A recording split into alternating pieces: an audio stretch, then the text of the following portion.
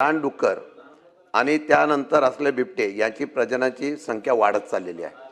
आपण सांगितली ती पॉलिसी चांगली आहे की जी डोंगराच्या लगडक असलेली न पीक असलेली जमिनी आपण कुंपण घालण्याची निर्णय घेतला, तो पण अभिनंदन।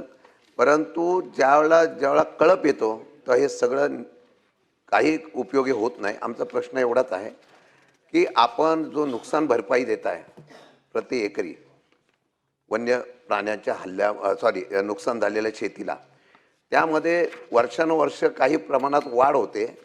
माझी विनंती एवढीच आहे की असलेल्या या नुकसान भरपाईमध्ये आपण वाढ करावी आणि या असलेल्या नुकसान भरपाईमध्ये त्या शेतकऱ्यांची शेतीचं पूर्ण नुकसान होतं, त्यामध्ये अशा प्रकारची वाढ जी नुकसान भरपाईची आत्ताची आहे ती वाढ करणार आहात का? आणि दुसरी की या संदर्भामध्ये या शेतकऱ्यांना आपण परवानगी देऊन, म्हणजे रानडुकरं वगैरे मारण्याची परवानगी आहे, पण ही परवानगी देऊन या संदर्भामध्ये शेतकऱ्यांचं अतोनात नुकसान होतं, या बाबतीमध्ये आपण निर्णय काय घेणार आहात? मंत्री महोदय, सभापती महोदय, या ठिकाणी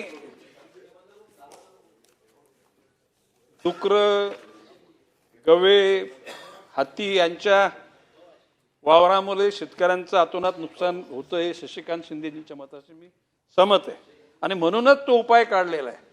त्याच्यामध्ये बावनकुळे साहेबांनी सांगितल्याप्रमाणे नुसतं सोलरच्या माध्यमातून वीज नाही तर पामरोजा नावाचं एक असं गवत आहे की जे जंगली प्राणी खात नाहीत, परंतु त्याच्यातून सुगंधी द्रव्य निर्माण होतं।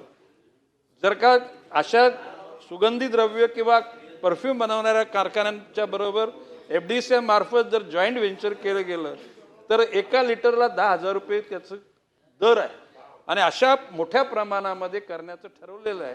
नुकसान भरपाई देऊन काय देणार? भविष्य काळामध्ये त्यांच्या जीवनाचा रस्ताच नीट मजबूत करण्याचा विचार केलेला आहे आणि सरकार याबाबत सकारात्मक आहे।